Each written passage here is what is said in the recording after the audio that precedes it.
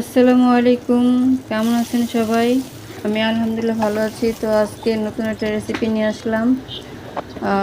ফুলকপির ডাঁটা দিয়ে ডাল দিয়ে চচ্চড়ি। তো অনেকেই খায়, অনেকেই ফেলে দেয়। তো আজকে মনে করলাম ফেলে দেওয়ার জিনিসটা দিয়ে আজকে কিছু একটা রান্না করে খাই। তো ওই পেঁয়াজ ভাজলাম, পেঁয়াজ ভেজে একটু আদা রসুন বাটা দিয়ে দিলাম, একটু হলুদের গুঁড়া, একটু মরিচের গুঁড়া এবং পরিমাণ মতো সব কিছু দিয়ে দিলাম।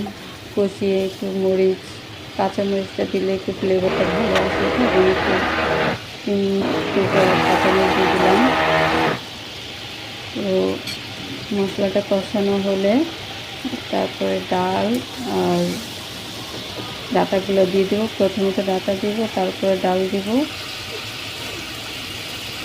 তো আপনারা বাসায় কিন্তু এইভাবে একবার ট্রাই করতে পারেন। আমি কিন্তু লবণে একটু কম দিয়েছি। আমি ডাঁটা যখন সিদ্ধ করেছিলাম, ডাঁটাতে আমি একটু লবণ অ্যাড করেছি, কারণ ডাঁটাটা তাহলে তাড়াতাড়ি সিদ্ধ হবে।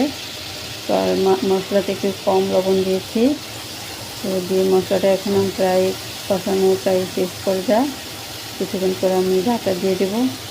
আপনারা চাইলে রান্না করে খেতে পারেন, কারণ ডাঁটাতেও কিন্তু প্রচুর পরিমাণে ভিটামিন আছে, আয়োডিন আছে।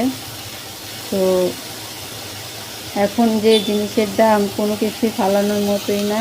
অবশ্যই আল্লাহর নিয়ামত, এগুলা জিনিস আল্লাহর রহমতের জিনিস, এগুলা ফেলে দেওয়ার মতোই কিছুই নেই। যদি আমরা খেতে পারি খাওয়ার মতো করে, অবশ্যই খাওয়া যায়। তো এই যে ডাঁটা দিয়ে দিলাম, হালকা একটু ডাঁটাটা একটু কষিয়ে তারপরে ডাল দিয়ে দিলাম। একটু নাড়াচাড়া দিয়ে পরে কিছুক্ষণ পরে একটু ধনিয়া পাতা দিয়ে তারপর নামিয়ে ফেলবো।